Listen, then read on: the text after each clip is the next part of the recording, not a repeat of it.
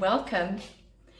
Before we start, I'm gonna ask you to close your eyes and think about the last time you met a new person. It might have been in a digital meeting, or maybe you actually met someone in person. I know that's kind of crazy, right? For this year, 2020. Anyway, think about this time when you met this person. How did you present yourself to that person? What did you say? Did you present yourself with your name? Hopefully, of course. But did you also present yourself with your job title? What is your job title, by the way? Before we get started, my name's Maria, and I have my own company called Black Koi Consulting. If you presented yourself with your job title, me for example, right now, I'm a project manager. The thing is, for many of us, we spend a lot of time at work, and most of the time we're there even more than, with our family and friends. So it's kind of natural that we identify with our job, or that our job becomes a part of our identity. And this is why we typically introduce ourselves with our job titles when we meet someone new. We rarely think about the implications they might have, what a title actually might mean, because we take them for granted. If I say that I'm a project manager, you probably have an idea of what it is that I'm doing. So a job title describes the responsibilities that I have, that you have. And a job title can, with the emphasis on can, express the knowledge, the abilities, the competence, and the skills that you and I possess. So I'm going to show you a picture here. I'm sorry that it's mirrored, but this is a Scrum Master in this context. And this is also a Scrum Master. So if a job title describes our responsibilities and it expresses the skills and the knowledge that I possess, how come I have two different pictures? In my experience, job titles rarely describe what we actually do. The thing is, we assign our own meaning based on the experience that I have, my worldview, how I see the world, on my values, and on our biases.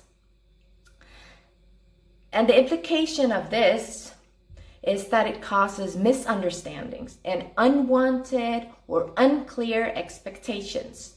So yes, I'm a project manager. Do you know exactly what it is that I do?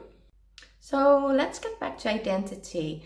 When a job title is tightly connected to your identity, you might actually perceive some sort of identity crisis when that title is changed or removed. It's not just about the role.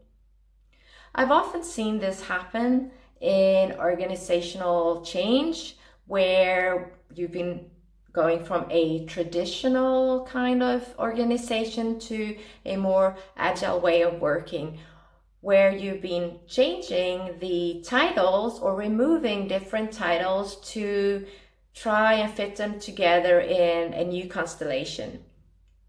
So there can be benefits from changing the name because you want to achieve something new. As an example, I used to work as a people manager for a group of software testers. And yes, I know that I'm using a lot of job titles now. But for this group of software testers, their formal title was software tester. That was what was in their contract. Unfortunately, like with many other testers, At least that was how it used to be. They were not as respected or valued for their work as many of their other colleagues were. So their compensation, the compensation tied to that, the salary tied to that specific title, was a lot lower than for other engineers. So what did I do about this? It was pretty simple. I had the possibility to change their title, which I actually did as well. So I changed it to software test engineer. For engineers, the compensation was different. The range was different from those who were not engineers. It was as simple as that. To change their title, I could also change their compensation. So what is it that I'm actually saying here? I'm saying that job titles can be useful, but they can also be harmful.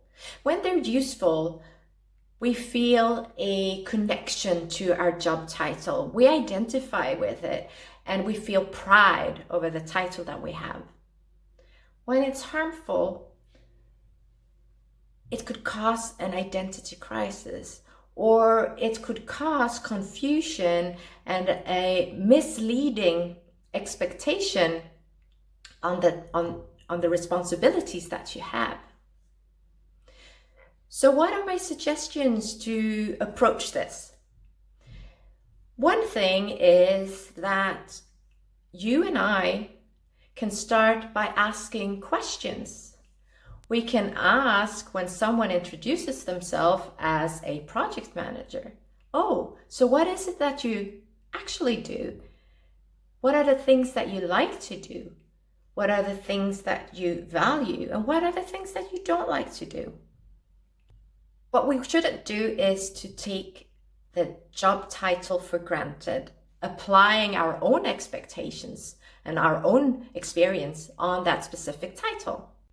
And the second thing that we could do is to actually try to practice ourselves, to introduce myself and try to explain what it is that I'm actually doing. And it's pretty hard because we're so used to this specific pattern of introducing myself with a specific job title. So my third and last tip would be to actually let your employees choose their own job title. Does it sound crazy or doable? In 2014, there was this study made by a professor, Daniel Cable, and this study showed that the people who were allowed to choose their own job titles actually felt better recognized for their work, and they felt more validated, and they also experienced a greater psychological safety. And if that isn't applicable to your company, I know a company where they actually have both. So you have one formal title, which is used in any business done with other organizations or used formally. And informally, everyone has been able to choose their own title. So that's all for me. Thank you for listening in and happy holidays. God jul!